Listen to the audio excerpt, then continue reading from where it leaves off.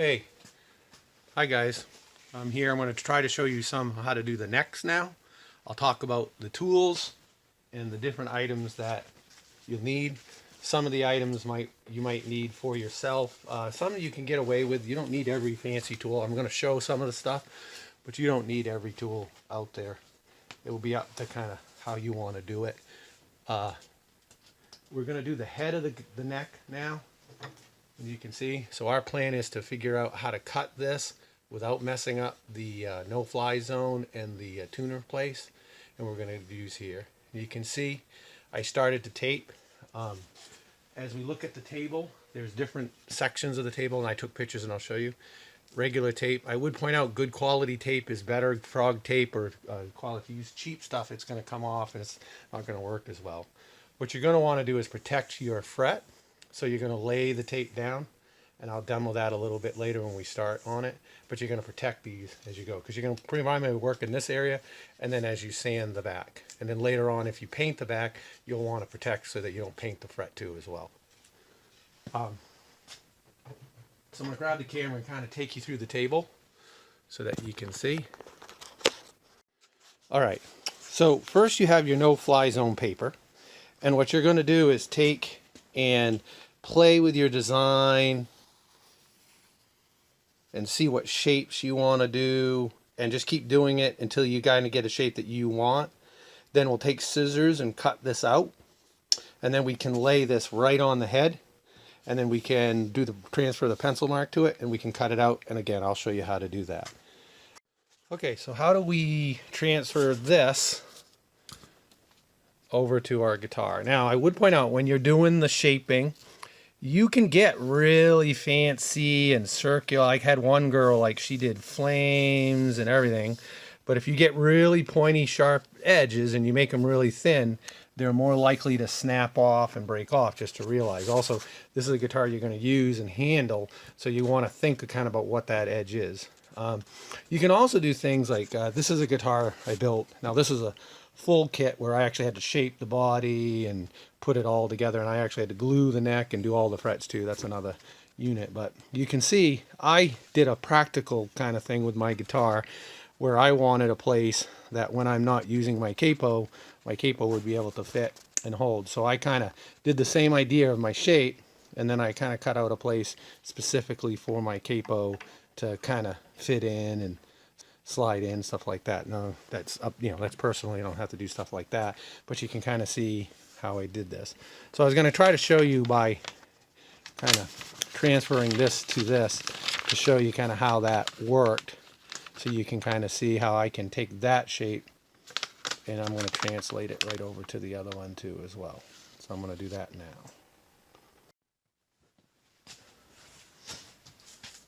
Okay, so I'm going to take my design and I'm going to follow the line that I cut out, just using regular scissors.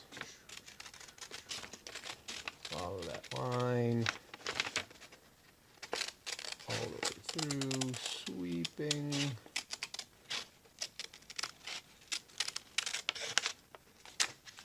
Okay, and now you can see I have it. Now, if it's easier, you can take and cut the whole thing out. Again, the key is don't cut into, make sure where your no-fly zone is that you're not going to cut into it and cause a problem. Now I like my capo thing, so I'm going to transfer that over. That will also give me a little more cutting for you to see, the ability to see a little bit more of too. And again, you got to think about the sharp edges. This sharp edge that I'm creating here, I'll knock it down when I cut and when I sand, so it won't be as sharp edge as it is now. So you can see that's my shape.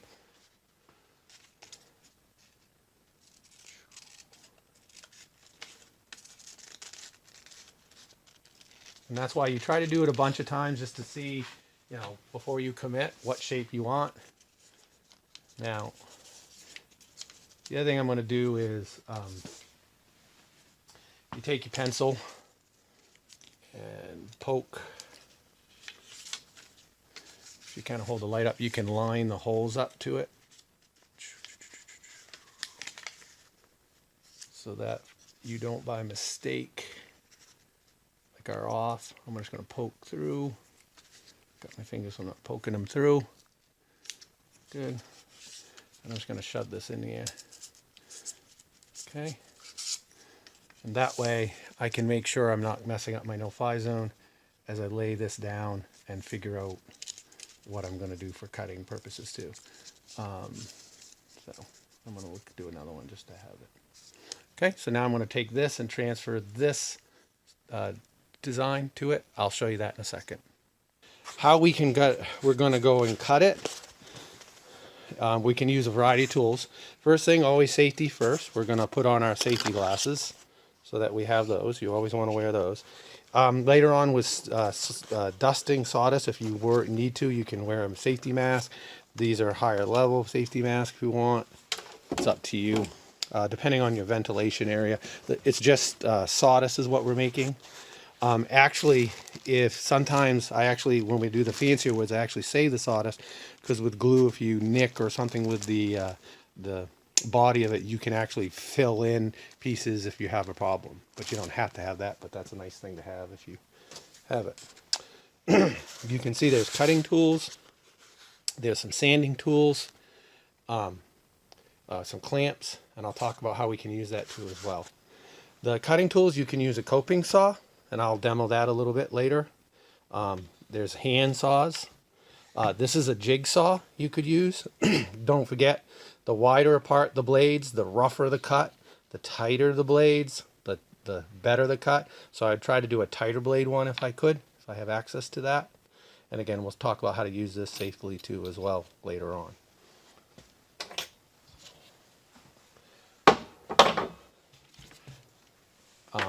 If you have access to a bandsaw, you can use that too as well. I'll put a video of that in there. With sanding, the lower the number, the rougher the grit. So these pieces of sandpaper, if you look on the back, this one, as we go, the numbers get lower, but as you go, that means everything gets rougher. So a 60 grit, which this sponge is a 60 grit, it's much rougher. Then as you go, 150 is a little bit less rough than the 60. And then as you move up to the 220, that's a little rough. And that's what these hand sander units are when you use them. And this would be the hand sander unit. You want to clean the bag out. You want to line the holes up when you're using it. And I'll demo this too as well. And then you go 320, gets less grit. And the more you do steps in between, the less lines and the smoother and smoother it will get. You can go find some cheap sponge too, because some of the angles to getting in things is hard. And we get 400. When you get higher, now you're getting in 500 and stuff. It gets less and less. You actually start getting into wet sanding areas, but we probably won't be doing that with this guitar. And you can get little weird shaped sponges. Some of these I got from Harbor Freight. You can get from Home Depot, cheap. It just helps to get into angles if you need to do that. You can hand sand most of this. What I usually do is use the power to kind of get the most of it, and then I just finish up everything hand sanded. The key is the smoother it is, the better it will take paints or stains or whatever you want. So this is a little bit fancier, so I'm turning it, and if I put my hand on the other end, you can see I can hold one hand on the drill, one hand there, and then it lets you shape the unit. So as you hold it and it spins, you can really get in there and shape. We use this for more body shaping for the fancier guitars where you're actually shaping the body, but I just wanted to show that to you. Now, the other part is I have this vise that I bought. It spins around, it tightens, and it has neoprene so it protects when I put it in there. But if you don't have that, this is just a rubber mat, or you can use towels. So I'm just going to take this, crank it on. I'm going to hang it off my edge. I'm going to use just a standard vice tails. Grip down. And then I can do the same thing for over here. So loosen it, and I can get in here. And I can crank down, I'm just clamping it right to the table, so I can over here use to do my cutting and shaping if I want to. So if I use that, you can still do the same. You don't need it. Or if you have a vise table, or sometimes some people might have it like a more traditional vise, but just, you know, protect it with some cloth or something so you don't damage the thing. Also put the tape on too as well. So now I'm going to show you how to actually do this. Okay, so you take it, you lay it down, you transfer the lines to where you want it. When you actually cut it, if you cut it a little bit strong, you can sand it down to fine tune it the way you want. Before I go much longer, I'm going to go and tape up the rest of it. So a couple things with the tape. Again, quality does matter on taping. If you use cheap like masking tape, that's going to fall off later on, or let the paint get underneath, or if you're planning on painting it. Also, long stretches work better. So I'm going to try to do this. I'll put it on the vise, and then I will show you how to do it from a distance. So I'm going to take my smaller tape. I'm going to do long stretches. What I'm going to try to do is follow that line that I want to cover. I'm covering up the ebony wood so that, and again, if you kind of follow stretch the long stuff, and you do it in long things, it's a little bit easier. But if you notice, I put a part, I'm pushing a piece in as I go, and then I'll stretch. You can do it in smaller pieces if it's just easier too as well. And then I'm just going to go back and make sure it's all sealed. This one's a little too deep. Okay, so I'll try to show you as I go too. So here you can kind of see I'm lining. And as I go, I'll put a finger down to kind of guide it. Put a finger down, guide it. There. And then I can push this down, push this down, push that down, and then I'll go and make sure the middle is all covered. That way, this is my fretboard is all protected while I'm doing all of this. And the nut and the frets, you know, you want to make sure you protect them. All right. Okay, don't forget. Measure twice, cut once. Get it to be where you want it to be before you start doing it. You have a couple options. There's different types of saws. You can get the saws, the pull saws, where you pull it towards you, versus the push saws. And then you can hand do it. You can also use a coping saw. Okay.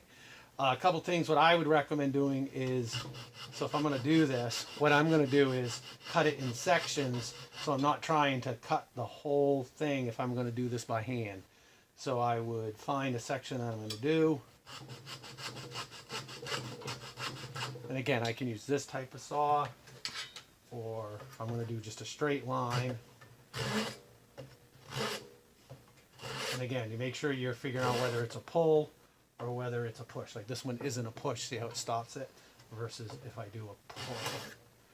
And again, for me, all this wood is going away out on the outside, so it's a good way to start practicing. And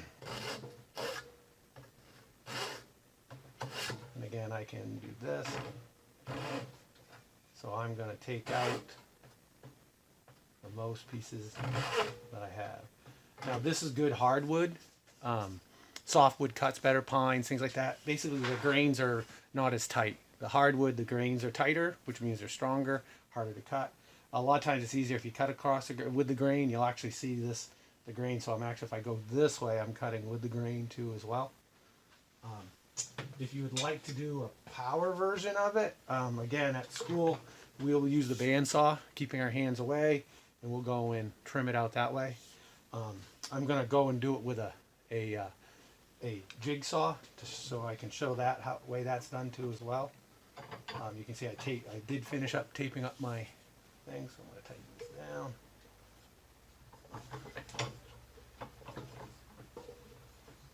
There we go. Now it's nice and tight. Don't shake on me.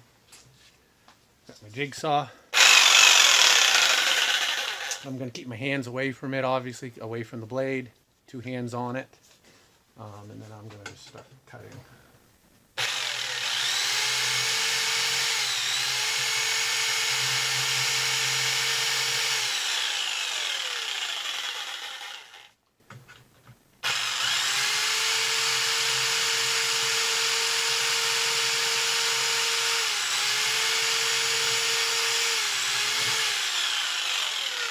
Again, I'm using a tighter blade.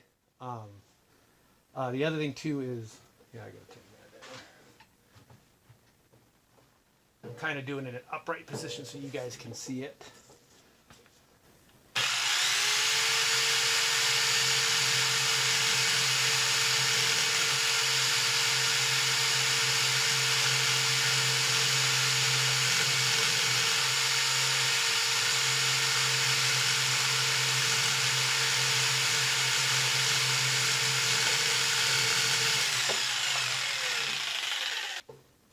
So what I'm going to do first is just get kind of a rough cut to get rid of the material.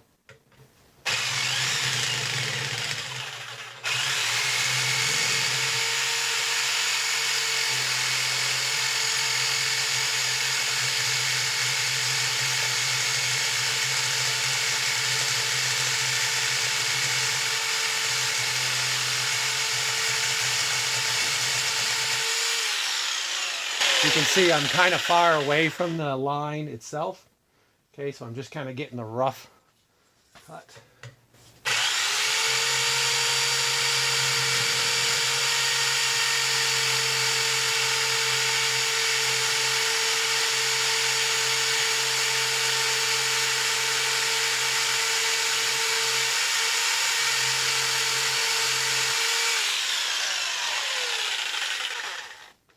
Okay, and I'm kind of working my way through the rough cut. Also, as I'm cutting on this side, so it will be angled a little bit, so I can come back on the other side. And if I cut over here and follow the line,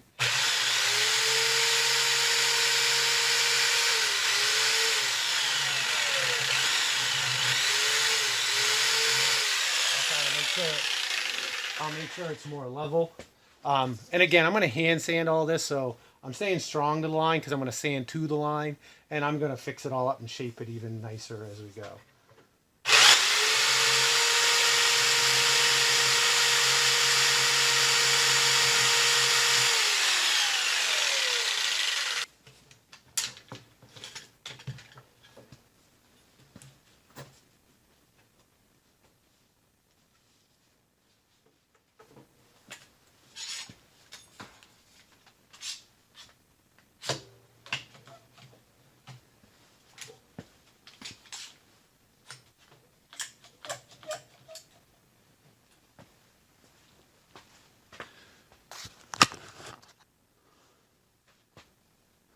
Okay, so the other style I don't have, let's say I didn't have that, all I've done is I've clamped it down using that. Now it's over here. And the same thing. I can use the hand tools to cut. As you can see. And I can just use it to do the draw and work my way through and cuts.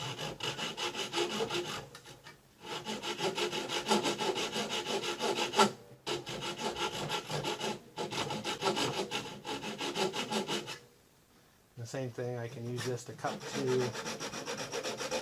So I'm doing little pieces at a time. I'm not trying to do all the pieces all at once.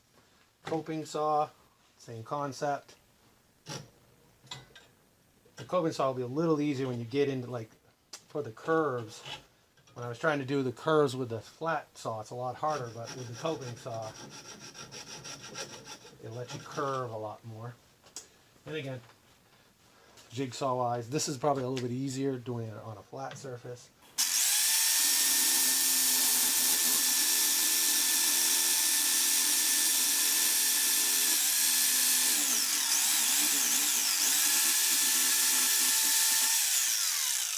And you can see I'm slowly working my way down, getting closer and closer and closer.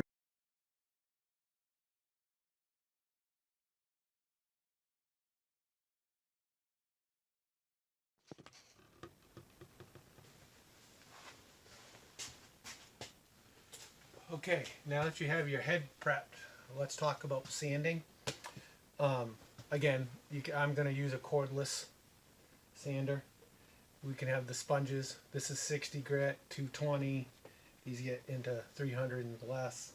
And also saving the little pieces of sandpaper as you cut them. This is how you load one of these. So I've cut just a strip of sandpaper. This is at 150, so this would be my first one, or after my 60. And then you just slide this under. It's a sanding block. When you open it, there's sharp little points in there. I'm just going to slide that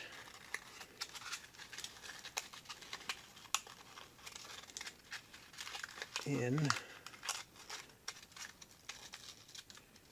So I'm going to slide that in those little pieces. Oh, if I can get an angle where you can see it. And then you squint down and those hold, and now you have a sanding block. And you can do it like this. So here's the 60, and I can use 60 grit too. And this would give me like some, it's going to take off the rough stuff. If you're going to sand again, you can do a dust mask. You can also use a Dremel. Dremels have sanding heads, and that might be good. You can get tiny ones so that, like this inside, this will hold my cable holder. I'm going to have to figure out how to get in there. What also might happen is when I get to that, I can also make strips and go across it and do this. And you find that's worked really well, actually, just back and forth. So what I recommend is putting on your mask, putting on some good music, put on your headphones. Look at your father, or maybe not. And then going to town sanding.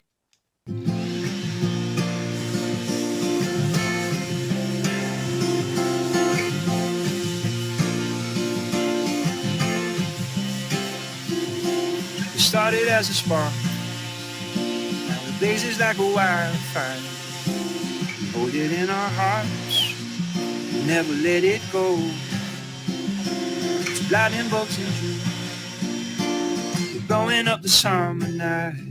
Yeah, when you do it, so I'm going to take this off.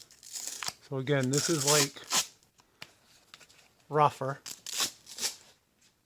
And then you can see, it'll say on the back what it is. This is 220.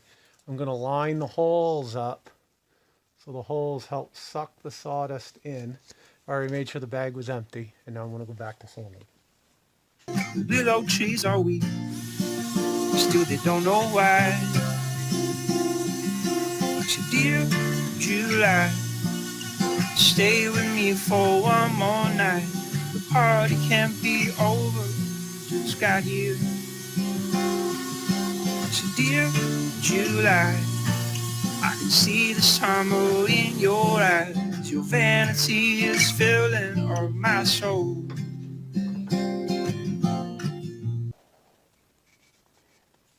You're going to try to get rid of those lines that have come from the saw to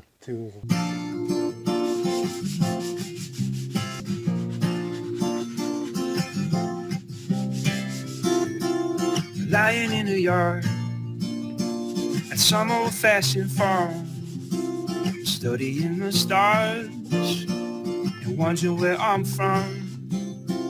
If Martians fell from space, would they recognize my face? Would they treat me like a king, or would I vanish with no trace?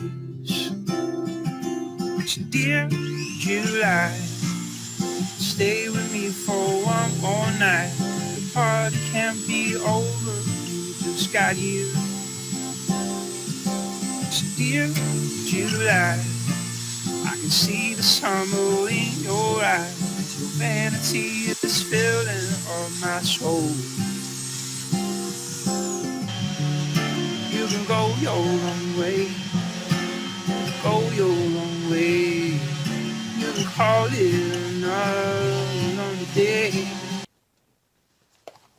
So now you can kind of see that the lines are gone pretty good.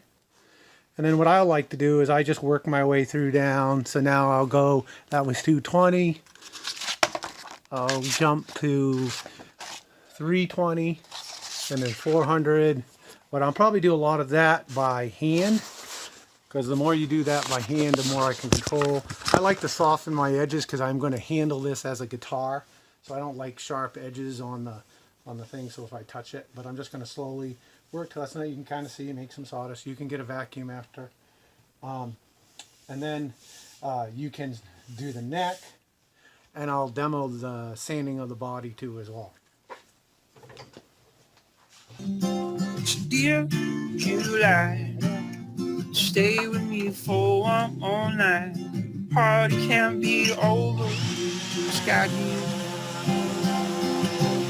Dear July, I can see the summer in your eyes. Your vanity is filling up my soul.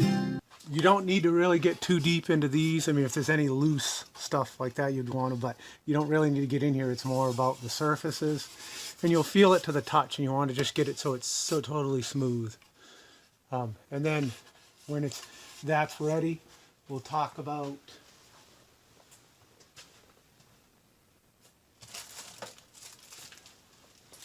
if you get some tack cloth, or you can just wipe it down with a paper towel, but you want to get the sawdust off it, and then it would be ready for painting, and that's the next level, and I'll do a video around that. So I'm going to do some more sanding, and I'll finish that all up. Dear July, stay with me for one more night. Party can't be over, we just got you. Dear July, I can see the summer in your eyes. Your vanity is filling up my soul. Dear July, stay with me for one more night. Party can't be over, just got you. Dear July, I can see the summer in your eyes. Your vanity is filling up my soul. Dear July, stay with me for one more night.